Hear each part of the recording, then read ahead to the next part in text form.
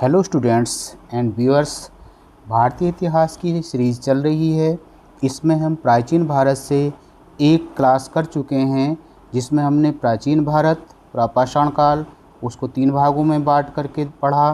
फिर उसके बाद 2700 ईसा पूर्व के करीब आकर के हड़प्पा सभ्यता को डिटेल में पढ़ा, उसकी नगर निर्माण योजना, आर्थिक क्रियाकलाप, सामाजिक राजनीतिक जीवन, धार्मिक मान्यताएँ, रीति रिवाज, लिपि, मुद्रा और मण मूर्तियों के बारे में पढ़ा।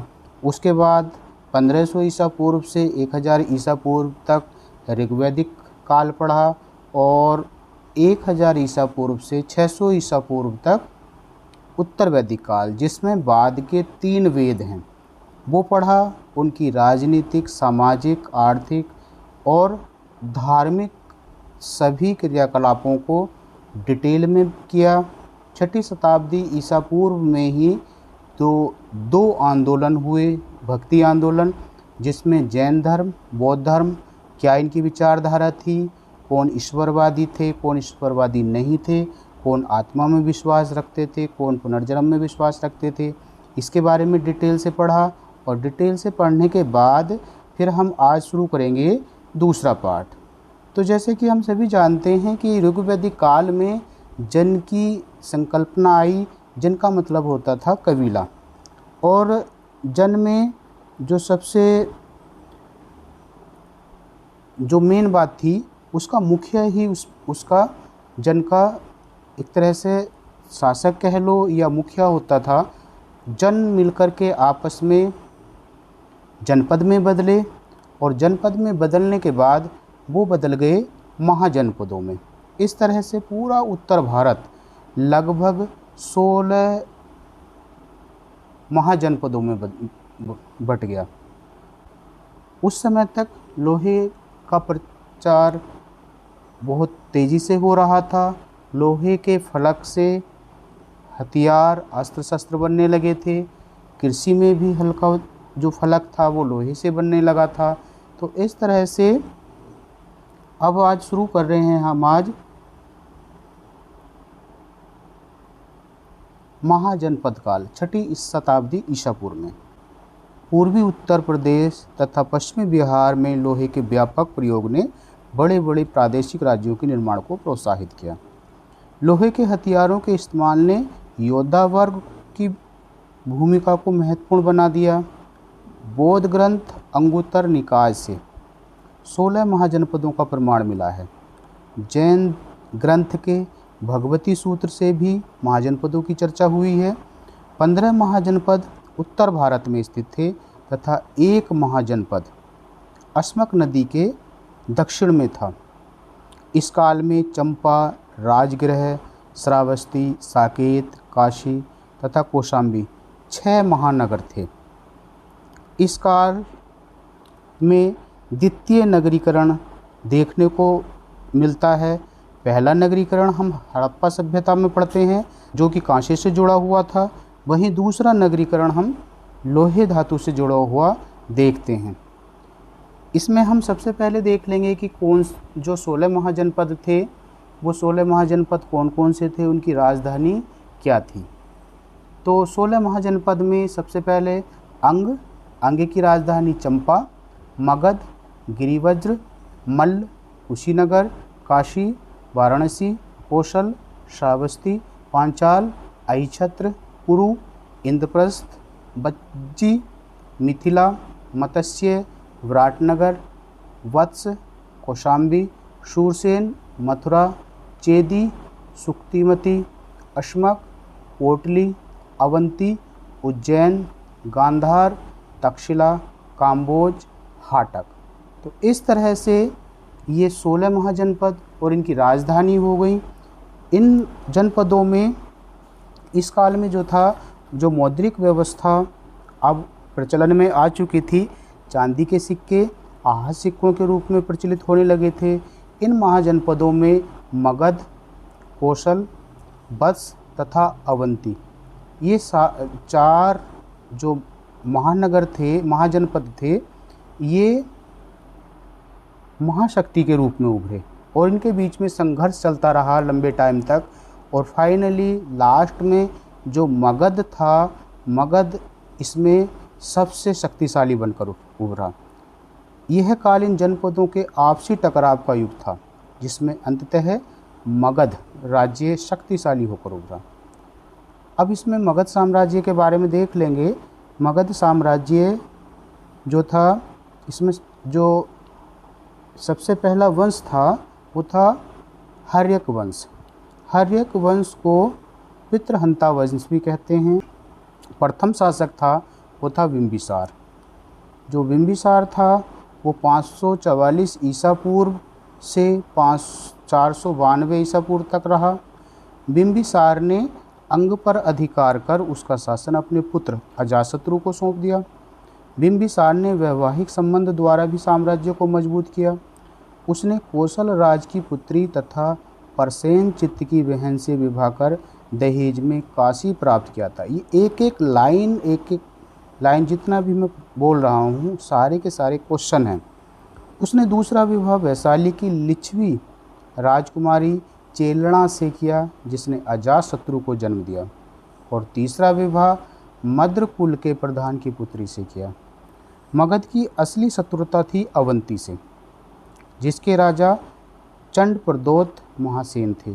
बाद में दोनों में मित्रता हो गई तथा प्रदोत की जो चिकित्सा के लिए बिंबिसार ने अपने राजवैद्य जीवक को भी भेजा।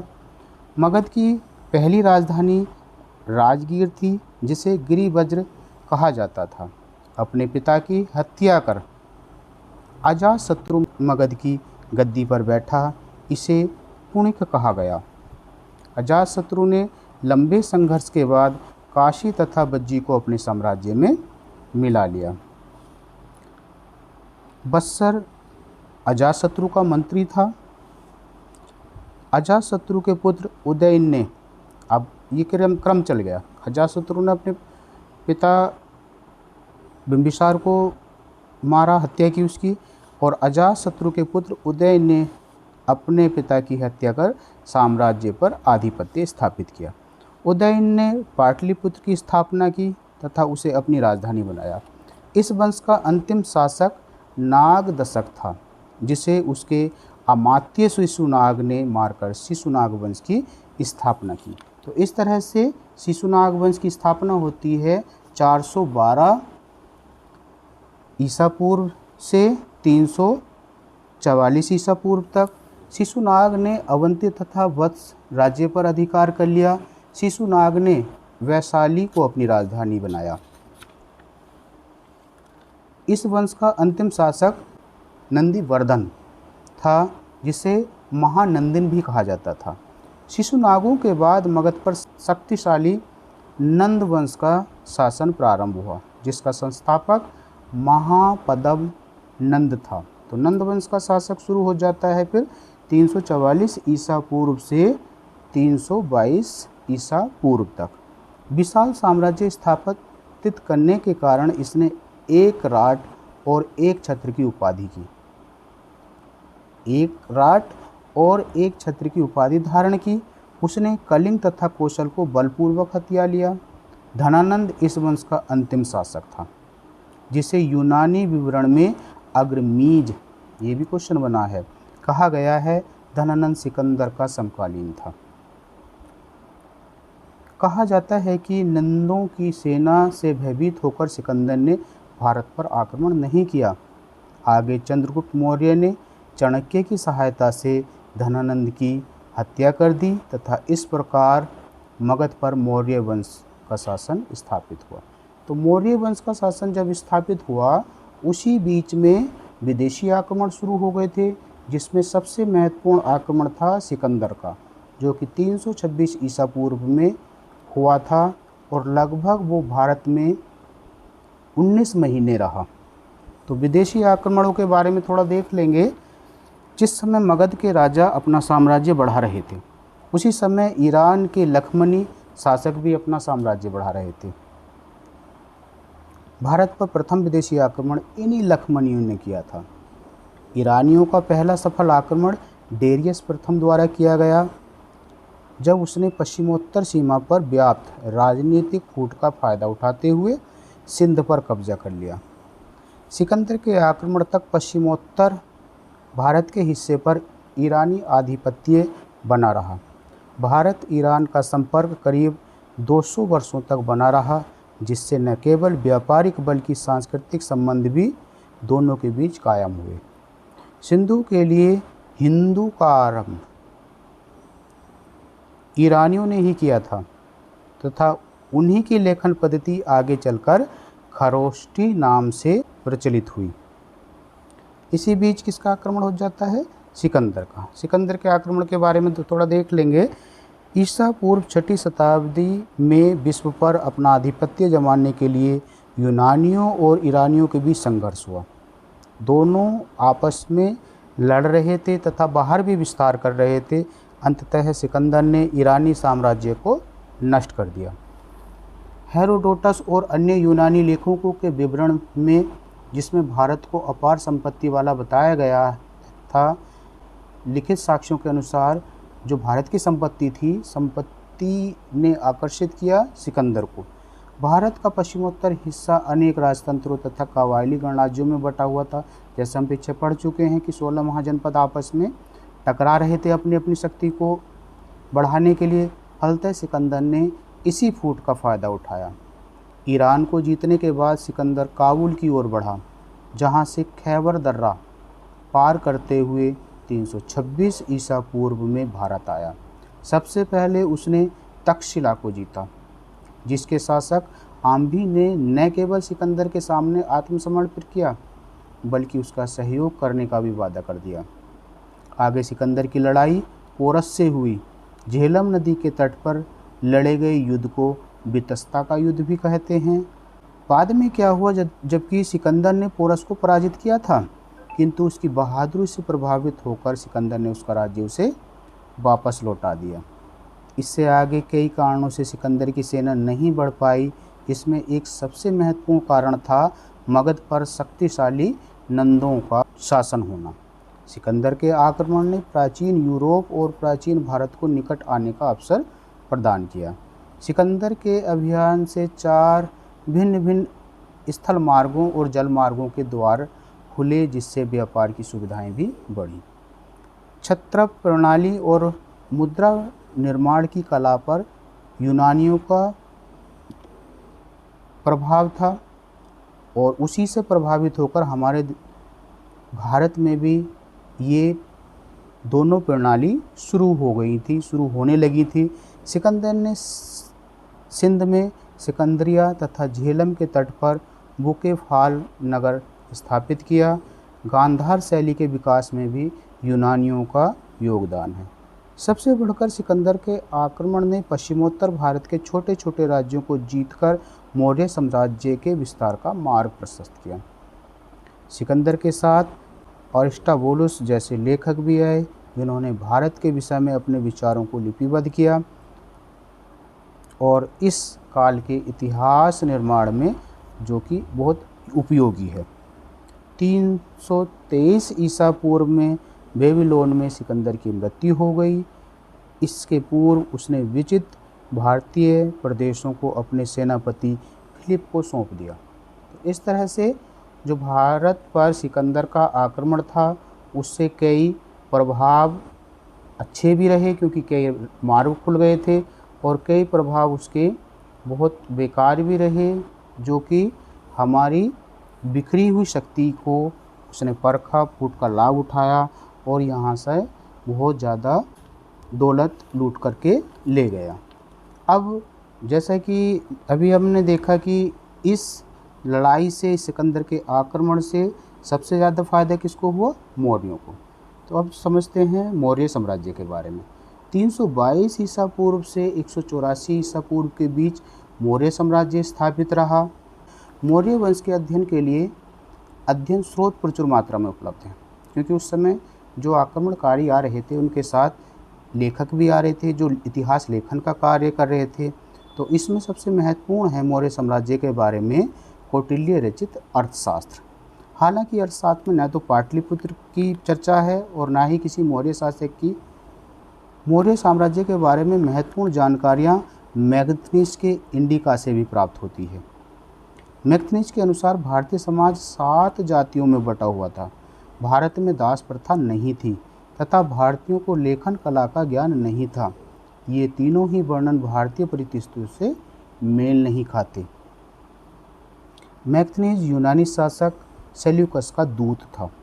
यूनानी ग्रंथों में चंद्रगुप्त मौर्य के लिए सेंड्रोकोटस या एंड्रोकोटस नाम का प्रयोग किया जाता था। सबसे पहले विलियम जोन्स ने सेंड्रोकोटस की पहचान चंद्रगुप्त मौर्य से की थी। अब देख लेते हैं इनका राजनीतिक विकास का क्रम क्या रहा।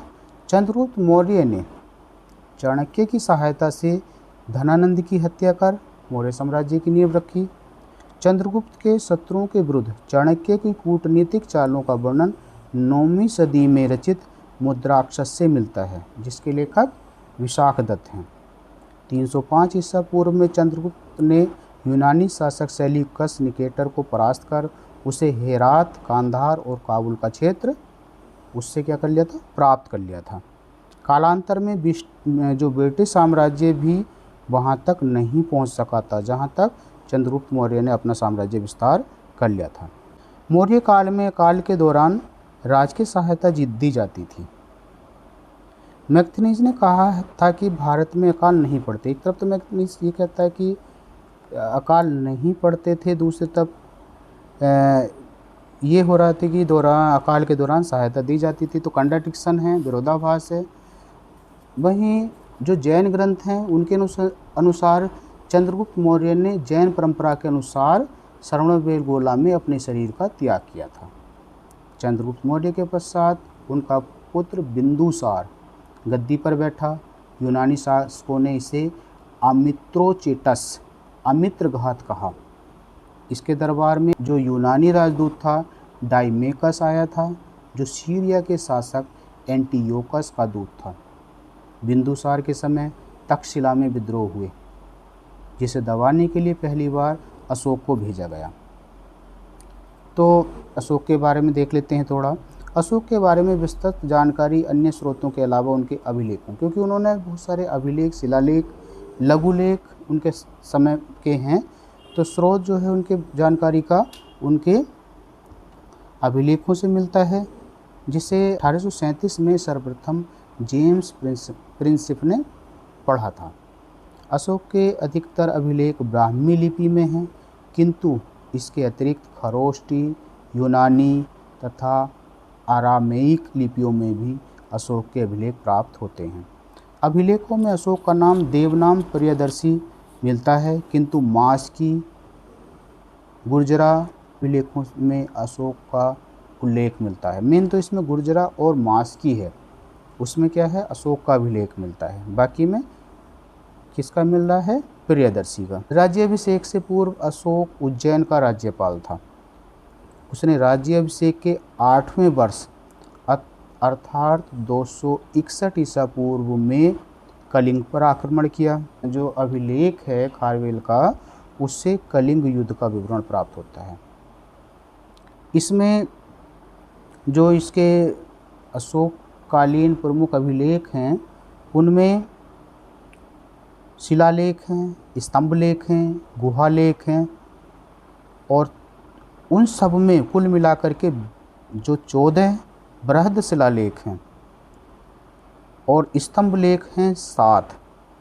बिहार में जो बराबर नामक पहाड़ियाँ हैं उन पर दीवारों पर अशोक के अभिलेख मिले हैं। प्रथम शिलालेख में अशोक कहता है कि संपूर्ण प्रजा उसकी संतान है। इसी अभिलेख में पशु बल की भी निंदा की गई है। द्वितीय शिलालेख में मनुष्यों एवं पशुओं के लिए निःशुल्क चिकित्सा की स्थापना की बात कही गई है। साथ ही चेर, चोल, पांड्य तथा ताम्रपर्णी, जो आज कल श्रीलंका के नाम से है, जैसे दक्षिणवर्ती राज्यों का भी उल्लेख मिलता है। तीसरे शिलालेख में युक्त राजुक प्रादेशिक नामक पदाधिकारियों की चर्चा मिलती है। 5वां शिलालेख धम्म महामात्रों की नियुक्ति का उल्लेख करता है। 8वां शिलालेख में धम्म यात्रा का वर्णन है। 9वें शिलालेख में अशोक अनुष्ठानिक रीतियों की आलोचना करता है। अशोक के 13वें शिलालेख में प्रसिद्ध कलिंग युद्ध का वर्णन मिलता है। रुम्निकदेई अभिलेख से ज्ञात होता है कि अशोक ने लुम्बिनी में बलि धार्मिक कर के रूप में जाना जाता था माफ़ कर दिया था, तथा भाग था भू राजस्व कर, और उसकी राशि को 1/6 से घटाकर 1/8 कर दिया था। दोनों क्वेश्चन है। रुक्मिणीदेवी अभिलेख से क्या हुआ था कि उसने बलि, यानी बलि का मतलब पूछ लेता है धार्मिक कर, और भाग का मतलब है भू राजस्व, कितना कम किया था 1/6 से 1/8। चूँकि रुक्मिणीदेवी अभिलेख से मौर्यकालीन करारोपण पद्धति का पता चलता है, इसलिए इसे आर्थिक अभिलेख भी कहते हैं। अशोक के कौशाम्बी अभिलेख को रानी का अभिलेख भी कहते हैं। इसमें अशोक की रानी करुबाकी तथा उसके पुत्र तीवर का उल्लेख मिलता है।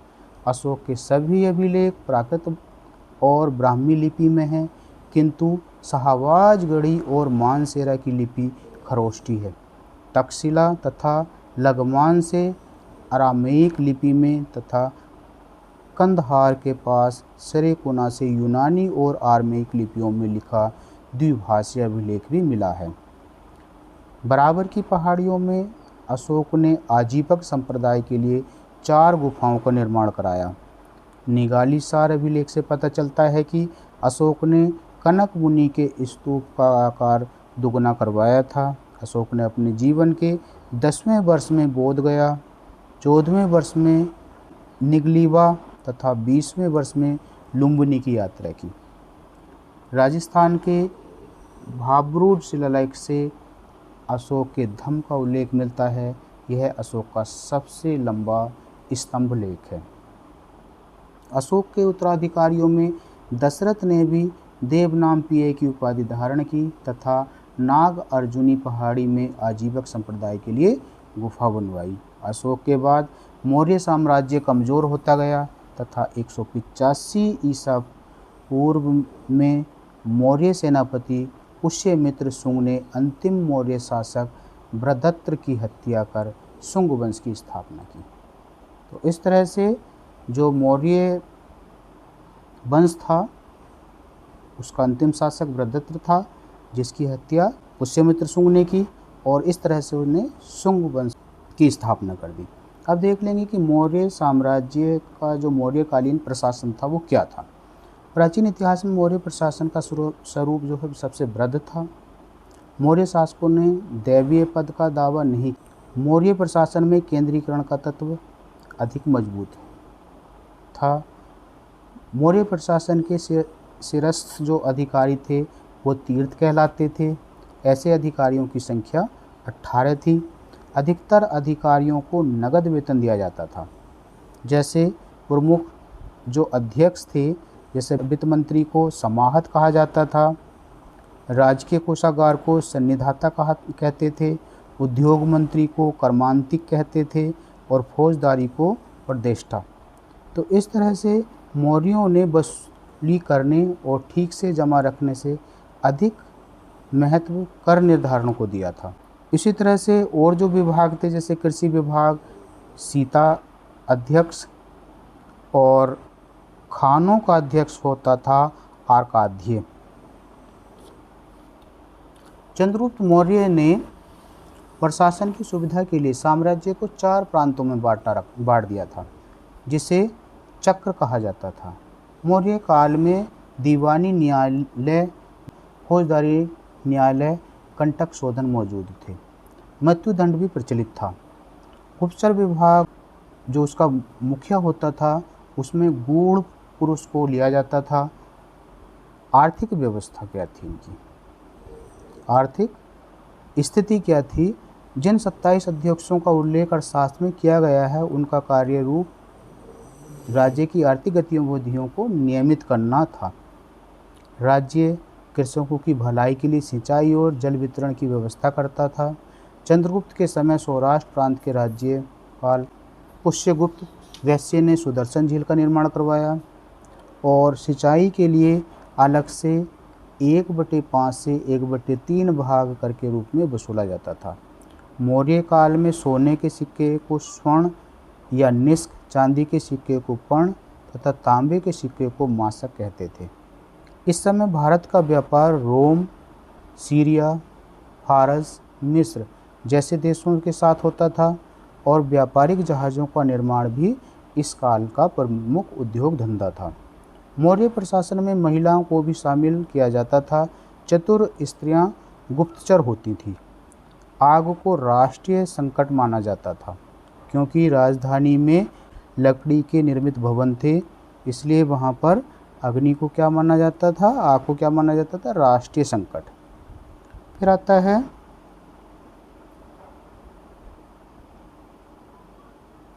मौर्योत्तर काल।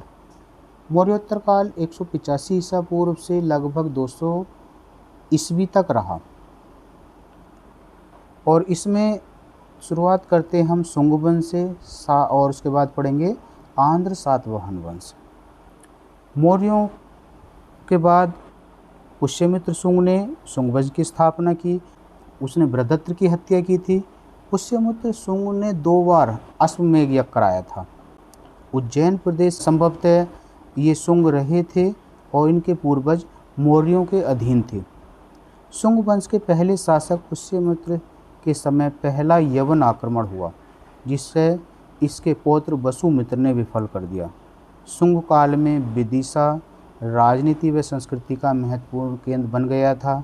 मनुस्मृति के वर्तमान स्वरूप की रचना इसी काल में हुई थी। संस्कृत भाषा का पुनरुत्थान भी इसी काल में हुआ। शुंग वंश के अंतिम शासक देवभूति की हत्या कर वासुदेव ने 75 ईस्वी में कंडम वंश की स्थापना की। कंडम वंश का शासन बहुत लंबा नहीं चल सका, और उसके बाद आ जाता है आंध्र सातवाहन वंश। इस वंश की स्थापना सिमुक ने की थी तथा इसकी राजधानी महाराष्ट्र के प्रतिष्ठान या पैठण में थी।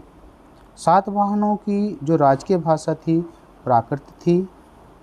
सातवाहनों के सबसे बड़े प्रतिद्वंदी शक थे। शक शासक रुद्रदामन प्रथम थे। सातवाहनों को 2 बार पराजित करते हैं, किंतु वैवाहिक संबंध के कारण इनका नाश नहीं करते। सातवाहन लोग दैवीय संस्कृति में विश्वास रखते थे। ब्राह्मणों को भूमि दान देने की परंपरा सातवाहनों ने शुरू की थी। हालांकि उन्होंने अधिकतर भूमि दान बौद्ध भिक्षुओं को दिया। भड़ोच सातवाहन काल का प्रमुख अंतर्राष्ट्रीय बंदरगाह था। राजाओं के नाम इस काल में मात्र प्रधान जरूर हैं, किंतु राज सिंहासन का उत्तराधिकारी पुत्र ही होता था। तो इस तरह से सातवाहन वंश की विशेषता पड़ी। फिर आता है, दोबारा से देखते हम, फिर विदेशी आक्रमण हो रहे हैं, और इस बार हम देखेंगे हिंदू यूनानी, इंडो ग्रीक, शक, पहलव या हिंद पार्थियन और कुषाण। विदेशी आक्रमणों में सबसे पहले इंडो ग्रीक हैं। जो मौर्योत्तर काल में भारत की उत्तर पश्चिम सीमा पर लगातार हमले हो रहे थे, उनमें पहला आक्रमण इंडो ग्रीक का होता है। भारतीय सीमा में सबसे पहले डेमेट्रियस प्रथम ने प्रवेश किया और पंजाब के कुछ क्षेत्र को जीतकर साकल को अपनी राजधानी बनाया। मिनांडर सबसे प्रसिद्ध हिंदू यूनानी शासक हुआ। मिनांडर को बौद्ध साहित्य में मिलिंद कहा गया। मिलिंद पनो नामक बौद्ध ग्रंथ में मिलिंद तथा बौद्ध आचार्य नागसेन के बीच संवाद जो हुआ था वो उसकी चर्चा है। मिनांडर पहला विदेशी शासक था जिसने सोने के सिक्के चलाए। मिनांडर की कांस्य मुद्राओं पर धर्म चक्र का चिन्ह मिलता है। इसके बाद आता है शक। भारतीय स्रोतों में शकों को सीथियन कहा गया है। शकों ने भारत में अनेक शाखाएं स्थापित की। शक राजा अपने को क्षत्रप कहते थे। पश्चिमी क्षत्रपों में क्षत्रप वंश का नाहापर्ण तथा चाष्टर्ण वंश का जो रुद्रदामन सबसे प्रसिद्ध शक शासक हुआ। नाहापर्ण के सिक्के पर उसके लिए राजा संबोधन का प्रयोग हुआ। रुद्रदामन ने, जो शक वंश का सबसे प्रसिद्ध शासक हुआ, उसने रुद्रदामन ने सुदर्शन झील का पुनरुद्धार कराया और उसके लिए जनता से कोई अतिरिक्त कर भी नहीं वसूला। विशुद्ध संस्कृत में पहला अभिलेख रुद्रदामन का ही है, जो कि जूनागढ़ अभिलेख के नाम से प्रसिद्ध है। अंतिम शक शासक रुद्र सिंह तृतीय था, जिसे गुप्त शासक चंद्रगुप्त विक्रमादित्य ने पराजित कर शकों का राज्य गुप्त साम्राज्य में मिला लिया। इसके बाद आता है हिंद पार्थियन या पहलव। भारत में पहला पार्थियन शासक माउस था। पार्थियन शासकों के सिक्कों पर धर्मीय की उपाधि मिलती है। इससे प्रतीत होता है कि उन्होंने बौद्ध धर्म ग्रहण कर लिया था। फिर आता है कुषाण। तो कुषाणों के बारे में भी ये है कि ये भी पार्थियन शासक का जब अंत होता है उसके बाद स्वयं ये सत्ता स्थापित कर लेते हैं और भारत में कुषाण वंश की स्थापना का जो श्रेय जाता है वो कुजुल कडफिसस को जाता है। कुषाणों ने तांबे के सिक्के चलाए। सिक्कों पर धर्मित उत्कीर्ण हैं जो बौद्ध मतानुयायी होने का प्रमाण देते हैं। भारत में सर्वप्रथम कुषाण शासक जो बिम कडफिसस था उसने सोने के सिक्के जारी किए थे। यह शैव धर्म को मानने वाला था और इसने महेश्वर की उपाधि भी धारण की थी। कनिष्क इस वंश का सबसे महान शासक था और इसका जो राज्याभिषेक था 78 ईस्वी में हुआ था और उसी डेट को शक संवत के नाम से जाना जाता है, 78 ईस्वी। कनिष्क की प्रथम राजधानी पुरुषपुर या पेशावर और दूसरी राजधानी मथुरा थी। कनिष्क के दरबार में अश्वघोष, वसुमित्र तथा नागार्जुन जैसे विद्वान और चरक जैसे महान चिकित्सक थे। कनिष्क के उत्तराधिकारी वासुदेव की मुद्राओं पर शिव और नंदी की आकृति मिलती है। कुषाण शासकों ने राजाओं की प्रतिमा पूजा का प्रचलन प्रारंभ किया। अभी तक हम देख रहे थे कहीं भी मूर्ति पूजा का कहीं साक्ष्य नहीं मिला। सबसे पहले कहाँ मिल रहा है? कुषाणों ने जो राजाओं की प्रतिमा बनाई तो उनकी पूजा करने का भी प्रचलन शुरू हो गया था। इसके बाद गुप्तकाल 300 ईस्वी से 550 ईस्वी तक चला। गुप्त संभवतः वैश्य थे तथा कुषाणों के सामंत रहे होंगे। समुद्रगुप्त के प्रयाग प्रशस्ति अभिलेख में गुप्तों के प्रारंभिक पूर्वजों के रूप में श्रीगुप्त और घटोत्कच का विवरण मिलता है। गुप्त साम्राज्य चंद्रगुप्त प्रथम के सिंहासनारोहण के साथ ही प्रकाश में आता है। इसी समय उसने 319-20 ईस्वी में गुप्त संवत की भी शुरुआत की थी। उसने महाराजा अधिराज की उपाधि भी धारण की थी। चंद्रगुप्त प्रथम ने लिच्छवी राजकुमारी कुमार देवी से विवाह किया और उसका नाम अपने सिक्कों पर भी अंकित करवाया। इसके बाद समुद्रगुप्त जो कि 355 ईस्वी से 380 ईस्वी तक शासक रहा। हरिसेन द्वारा रचित प्रयाग प्रशस्ति से समुद्रगुप्त के विजय अभियानों के बारे में पता चलता है। चंद्रगुप्त द्वितीय की पुत्री प्रभावती गुप्त के पूर्णाभिलेख में समुद्रगुप्त को अनेक अश्वमेध यज्ञ करवाने वाला कहा गया है। विशाखदत्त द्वारा देवी चंद्रगुप्तम एक नाटक है, तो इसमें भी शकों को पराजित करने का विवरण मिलता है। चंद्रगुप्त द्वितीय ने विक्रमादित्य की उपाधि धारण की और विक्रमादित्य का अर्थ होता है पराक्रम का सूर्य। चंद्रगुप्त द्वितीय ने मेहरौली में लौह स्तंभ का निर्माण करवाया था। ये भी इम्पोर्टेंट पॉइंट है। उसके दरबार में 9 रत्न थे जिनमें कालिदास, बराहमिहिर, धन्वंतरी आदि प्रमुख थे। चीनी यात्री फाहियान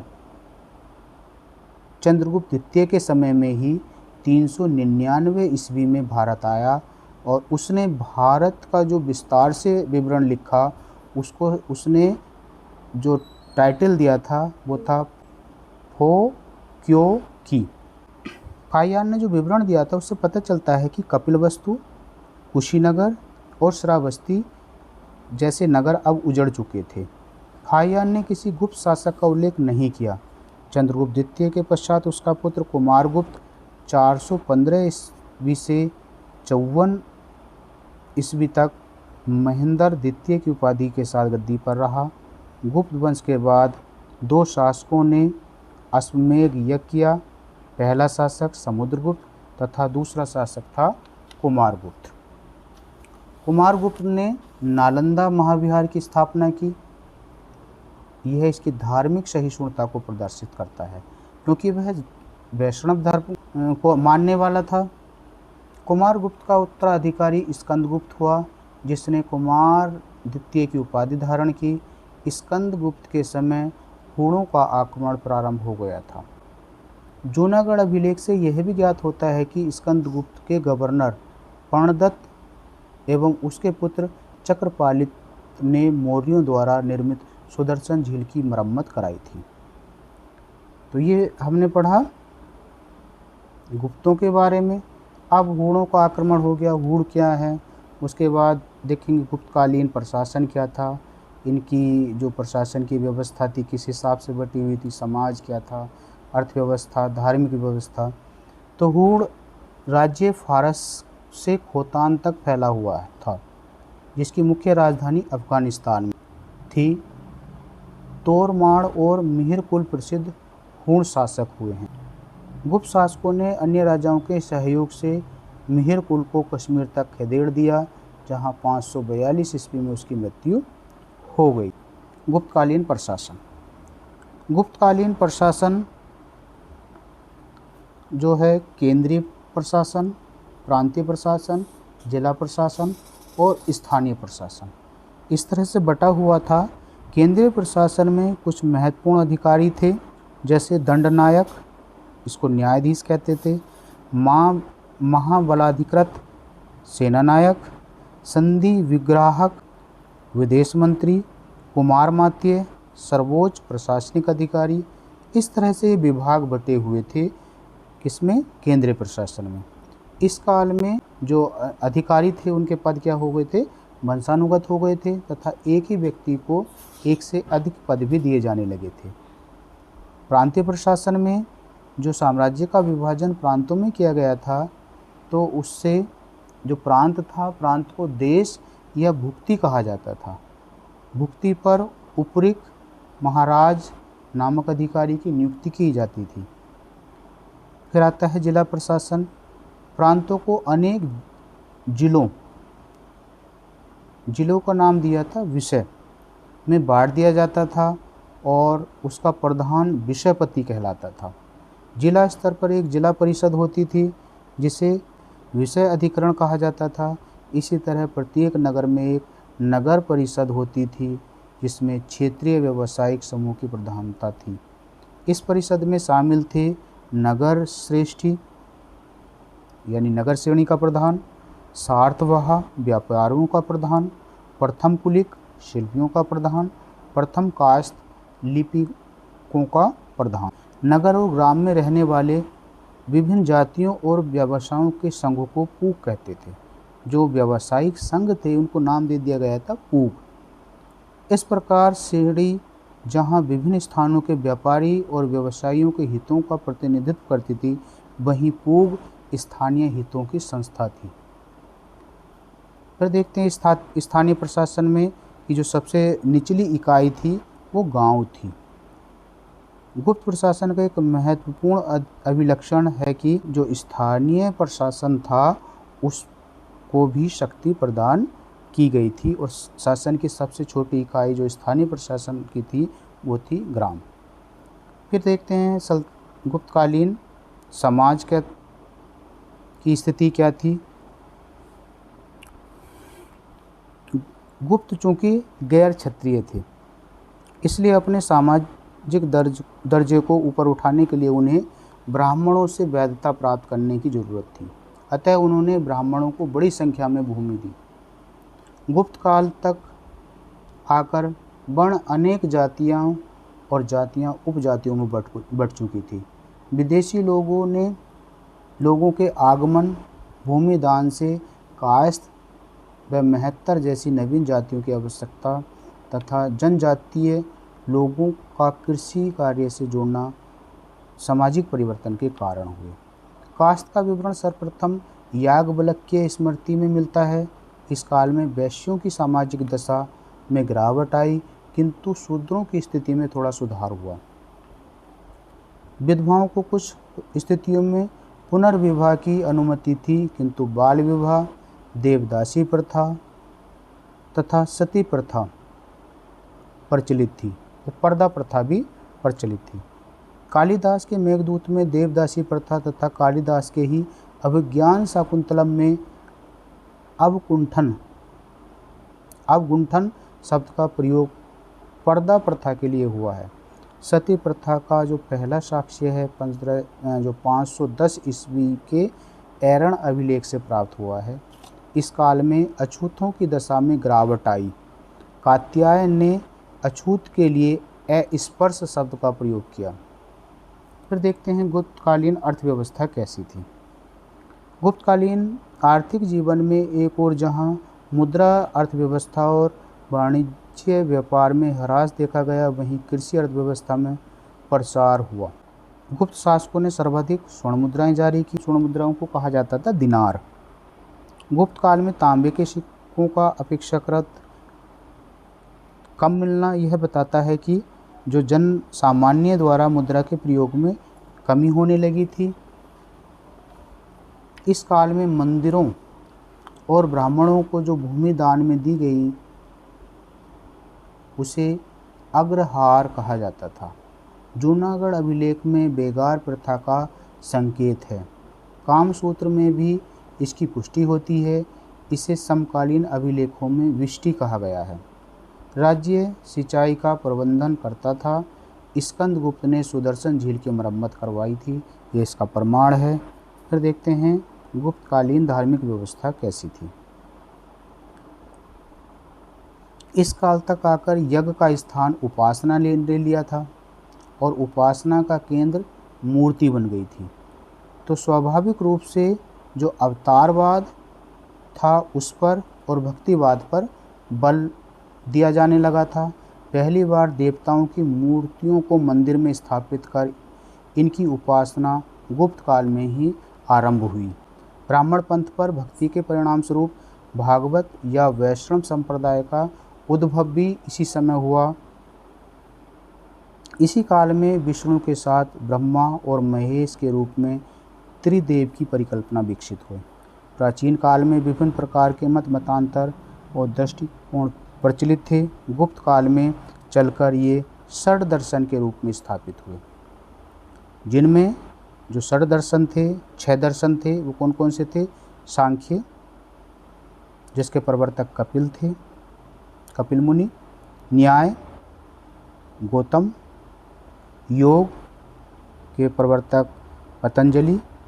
वैशेषिक, कणाद। पूर्व मीमांसा, जैमिनी। उत्तर मीमांसा, बादरायण। तो इस तरह से गुप्तकाल का हमने शासन, प्रशासन, धर्म आदि के बारे में समझा, समाज के बारे में समझा। गुप्तोत्तर काल और गुप्तोत्तर काल को हर्ष काल भी कहते हैं, जो 550 ईस्वी से 750 ईस्वी तक चला। गुप्त काल के पतन काल से हर्ष के उत्थान तक उत्तर भारत का राजनीतिक परिदृश्य अव्यवस्थित था। उस पर प्रकाश डालने वाले स्रोतों की बहुत कमी थी, क्योंकि उस समय जो युद्ध हो रहे थे वो विनाशकारी आक्रामक युद्ध थे। उसमें क्या है, बहुत सा इतिहास नष्ट कर दिया गया और इतिहास लेखन का कार्य भी उस स्तर तक नहीं रहा। गुप्त वंश के पतन के बाद उत्तर भारत में बहुराज्यीय व्यवस्था कायम थी। कन्नौज में मोकरी वंश, थानेश्वर में पुष्यभूति वंश, वल्लभी में मैत्रक वंश, मगध और मालवा में गुप्तों की गोण शाखा और गोण यानी बंगाल में शशांक का राज्य स्थापित था। इस तरह से अलग अलग क्षेत्रों में अलग अलग वंशों का शासन हो रहा था। शासक वहाँ अपने अपने स्वार्थ के लिए, बढ़ावे के लिए अपने राज्य के वो आपस में संघर्ष कर रहे थे। हर्षवर्धन पुष्यभूति या वर्धन वंश से संबंधित था, जिसका संस्थापक प्रभाकर वर्धन था। हर्ष की बहन राजश्री का विवाह मोखरी नरेश ग्रह वर्मा से हुआ था, जिसकी हत्या मालव राजदेव गुप्त ने कर दी। हर्षवर्धन का बड़ा भाई राज्यवर्धन जब इसका बदला लेने गया तो देवगुप्त ने गौड़ शासक शशांक के साथ मिलकर धोखे से उसकी हत्या कर दी। आनंद फानन में 606 ईस्वी में हर्ष को थानेश्वर की गद्दी पर बैठाया गया। उस समय जो मोखरी वंश का था, कोई स्पष्ट उसका उत्तराधिकारी नहीं था, तो कन्नौज का शासक भी किसको चुन लिया गया? हर्ष को ही चुन लिया गया। हर्ष के विषय में सूचना स्वयं उसके बांस खेड़ा, मधुबनी आदि अभिलेखों से प्राप्त होती है। और उसका जो दरबारी कवि बाण भट्ट था, उसने हर्षचरित की रचना की थी। उसने भी उसके शासनकाल के बारे में लिखा है काफ़ी।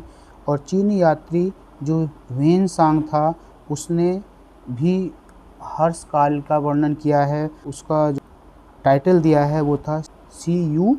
की। जो पुलकेशन द्वितीय का ऐहोल अभिलेख है, उससे भी इसके बारे में सूचना मिलती है। पुलकेशन द्वितीय ने नर्मदा नदी के तट पर हर्ष को पराजित किया था। पुलकेशन द्वितीय ने इसको काउंटर किया था। कहाँ जाने के लिए? दक्षिण जाने के लिए, क्योंकि ये दक्षिण का शक्तिशाली राजा था पुलकेशन द्वितीय उस समय। हर्षवर्धन प्रारंभ में शैव धर्म को मानने वाला था और बाद में चल करके ये बौद्ध धर्म को मानने लगा था। और इसने जो है जो बौद्ध धर्म का महायान पंथ है, उसका एक तरह से संरक्षक भी साबित हुआ था। ह्वेन-सांग के विवरण से ज्ञात होता है कि हर्ष प्रत्येक 5 वर्ष पर प्रयाग में एक धर्म संसद का आयोजन करता था। हर्ष स्वयं भी महान लेखक था।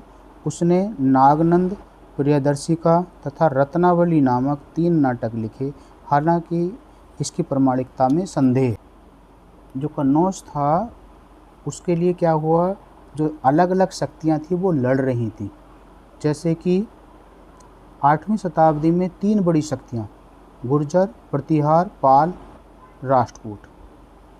और राष्ट्रकूट, यानी ये 3 शक्तियाँ कन्नौज के आधिपत्य के लिए आपस में लड़ रही थी। त्रिकोणीय संघर्ष इनके बीच में चल रहा था और अंततः इनमें प्रतिहारों की जीत होती है, उन्हें सफलता मिलती है। और अब देख लेते हैं हम हर्षकालीन प्रशासन। गुप्तों की तुलना में हर्ष के प्रशासन में विकेंद्रीकरण और सामंतीकरण के विस्तार के अलावा कोई नई बात नहीं आई। जहां गुप्त काल में केंद्रीकृत शासन व्यवस्था थी, वहीं हर्षकालीन जो शासन व्यवस्था थी वो केंद्रीकृत थी और सामंतीकरण को भी इसमें बढ़ावा मिला था, विस्तार हुआ था सामंतीकरण का। पुरोहितों को भूमि देने की परंपरा जारी रही। अधिकारियों को वेतन और पुरस्कार के रूप में भूमि देने की जागीरदारी प्रथा हर्ष ने ही शुरू की थी, इसलिए हर्ष के सिक्के अधिक नहीं मिलते। गुप्तकालीन अधिकारी पद हर्ष के समय भी प्रचलित थे, केवल कुछ के नाम बदल दिए गए थे।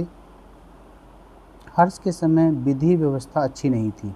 हालांकि ह्वेन-सांग लिखता है कि अपराधी और विद्रोही संख्या में कम थे, जबकि स्वयं उसे 2 बार डाकुओं द्वारा लूटा गया था। तो इस तरह से हर्षकालीन जो प्रशासन था उसके बारे में हमने देखा।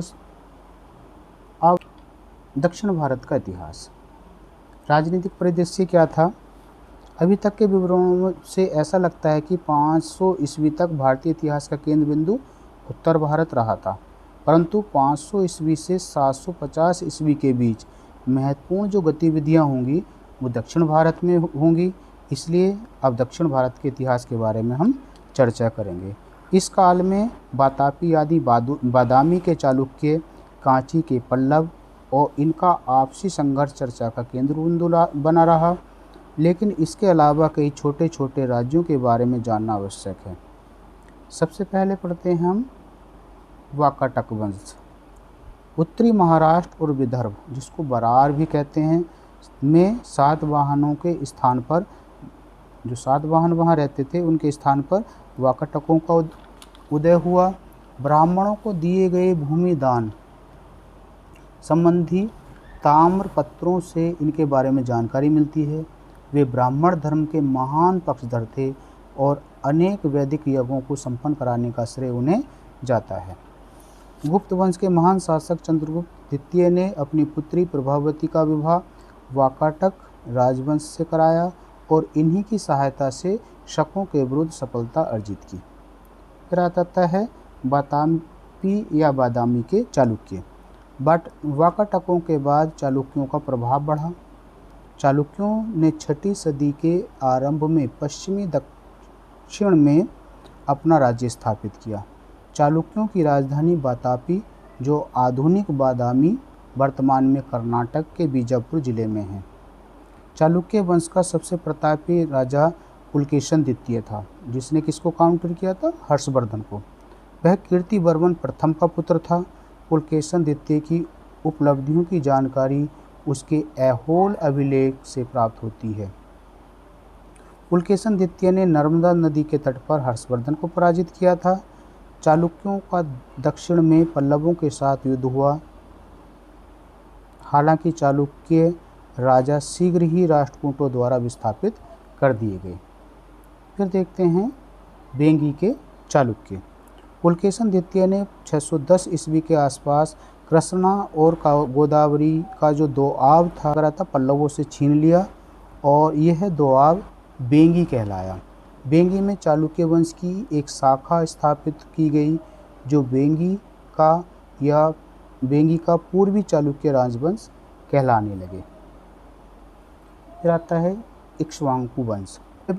प्रायद्वीप के पूर्वी भाग में सातवाहनों के अवशेष पर कृष्णा गुंटूर क्षेत्र में इक्ष्वाकु का उदय हुआ। यही क्षेत्र है जहां वर्तमान तेलंगाना राज्य की राजधानी अमरावती का विकास किया गया है। इक्ष्वाकुओं ने कृष्णा गुंटूर क्षेत्र में भूमि अनुदान की प्रथा चलाई।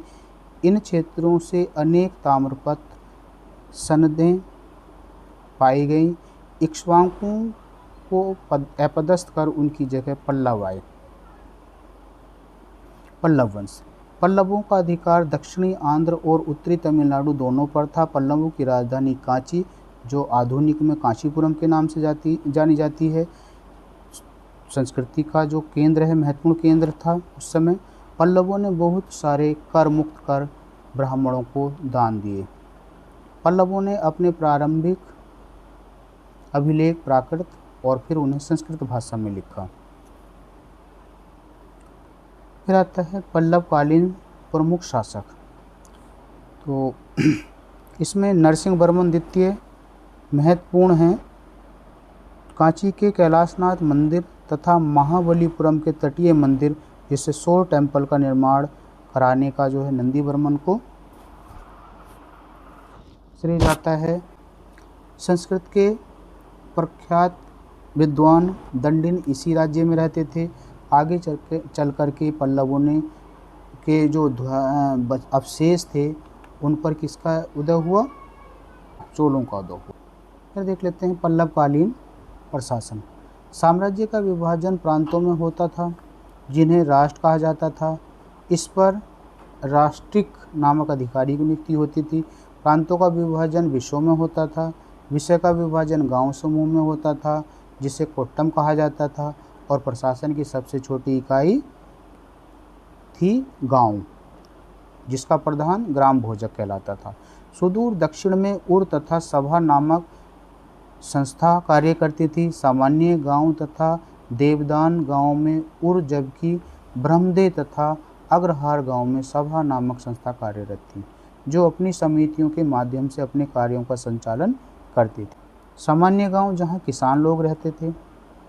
देवदान गांव जहां मंदिरों को दान में दिए गए गांव थे और उनके जो भू राजस्व का संचालन का कार्य मंदिरों द्वारा किया जाता था। ब्रह्मदे गांव में ब्राह्मणों को दिए हुए गांव होते थे। अग्रहार गांव में जो भूमि थी वो भी ब्राह्मणों को दी हुई दान भूमि थी और उन पर जो है उनका व्यक्तिगत स्वामित्व होता था। इसके बाद आता है वारंगल का काकतीय वंश। तो चालुक्यों के पतन की स्थिति में काकतीयों ने अपने को चालुक्यों की अधीनता से स्वतंत्र कर हैदराबाद, जो कि उस समय नलगोंड के नाम से जाना था, वहाँ अपनी राजधानी स्थापित की और गणपति के बाद उनकी पुत्री रुद्रम्बा इस वंश की शासिका बनी।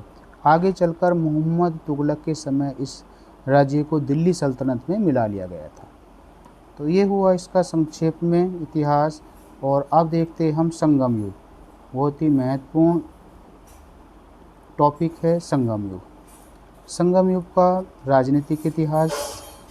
ऐतिहासिक युग में दक्षिण भारत का जो इतिहास है, उसी इतिहास को हम संगम साहित्य के माध्यम से देखेंगे। और इसमें जो संगम साहित्य है, संगम साहित्य की सबसे पहले हम देखेंगे राजनीतिक इतिहास क्या है। संगम साहित्य में हमें तमिल प्रदेश के 3 राज्यों चोल, चेर और पांड्य का विवरण प्राप्त होता है। चोल राज्य का प्रमुख शासक करिकाल था। इसने चेर और पांड्य राजाओं को युद्ध में हराया था। पुहार पतन का निर्माण इसी के समय में हुआ। कावेरी नदी पर बांध निर्माण कर इसने सिंचाई के लिए नहरें भी निकलवाईं। संगम युग का जो दूसरा राज्य था वो चेर था, जो केरल प्रांत में स्थित था। इस वंश का प्रमुख शासक सेनगुट्टवन था। इसके यश का गान प्रसिद्ध कवि पररण ने किया था। इसने पत्तिनी नामक धार्मिक संप्रदाय को समाज में प्रतिष्ठित किया और पत्तिनी देवी की पूजा को प्रारंभ करवाया। संगम युग का जो तीसरा राज्य था वो था पांड्य। इसकी राजधानी मदुरा थी तथा नेडुचेलियन इस वंश का प्रमुख शासक था। फिर देखते हैं इसकी शासन व्यवस्था क्या थी। इस काल में वंशानुगत राजतंत्र का प्रचलन था, यानी राजा का बेटा ही राजा बनता था, जिसको उसके मंत्री सलाह देते थे। मंत्रियों को आम इच्चार कहा जाता था। राजा के न्यायालय को मनरम कहते थे। फिर देख लेते हैं इनकी सामाजिक व्यवस्था कैसी थी। तमिल समाज भी उत्तर भारत की तरह वर्ण भेद पर आधारित था, जिसमें ब्राह्मणों का प्रमुख स्थान था। ब्राह्मणों के पश्चात बेलार वर्ग का स्थान था, जो कि मुख्यतः कृषि कार्य करते थे। व्यापारी वर्ग को वेनिगर कहा गया, किंतु उनकी प्रतिष्ठा अच्छी नहीं थी। उन्हें शूद्रों की कोटि में रखा गया था। इस युग में समाधि के स्थान पर पत्थर गाड़ने की प्रथा थी, जिसे बीरगल या बीर प्रस्तर कहा गया जाता था। तमिल देश का प्राचीनतम देवता मुरुगन था। इसकी उपासना में बेलागडन नृत्य किया जाता था। अब देख लेते हैं संगम युग की आर्थिक स्थिति, आर्थिक दशा कैसी थी। संगम युग की अर्थव्यवस्था कृषि और व्यापार वाणिज्य पर आधारित थी। किसानों को बेलार तथा उनके प्रमुखों को बेलिर कहते थे। निम्न वर्ग की महिलाएं खेती का कार्य करती थी। इन्हें कड़े सीवर कहा गया। कृषि के साथ उद्योग धंधों का भी विकास हुआ। उरेयूर सूती वस्त्र उद्योग के लिए प्रसिद्ध था। चोलों की समृद्धि का प्रमुख कारण उनका सूती वस्त्र उद्योग था। इस काल का व्यापार वाणिज्य अत्यंत उत्तम था। पश्चिम में रोम, पूरब में मलयद्वीप और चीन के साथ व्यापार ये लोग करते थे। काली मिर्च, हाथी दांत, मोती, रेशम का निर्यात करते थे। सोना, चांदी और रोम मदिरा का ये आयात करते थे। अरिका मेड़ू भारत और रोमन व्यापार का प्रमुख स्थल था।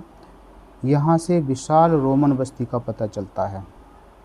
पश्चिमी तट नोरा, मुसीरी, तोंडी, नेलसिडा, मुजिरिम। पूर्वी तट पर कोलची, पोदुका, कमरा जैसे प्रमुख बंदरगाह थे। पुहार भी इस काल का प्रसिद्ध बंदरगाह था। पांड्य राज्य में कोरकेई, शालियूर प्रसिद्ध बंदरगाह थे। यहीं पर दक्षिण भारत के इतिहास के साथ साथ जो प्राचीन भारत का इतिहास है ये पूर्ण हो जाता है। एक वीडियो पहले ही इस पे बन चुकी है, ये आज दूसरी वीडियो थी। तो इस वीडियो को भी ज़्यादा से ज़्यादा आप शेयर कीजिए, लाइक कीजिए।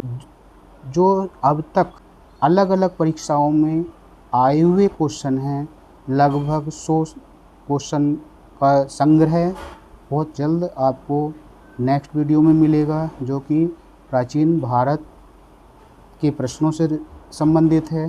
तो इसलिए ज़्यादा से ज़्यादा इसको शेयर कीजिए, ज़्यादा से ज़्यादा सब्सक्राइब कीजिए चैनल को।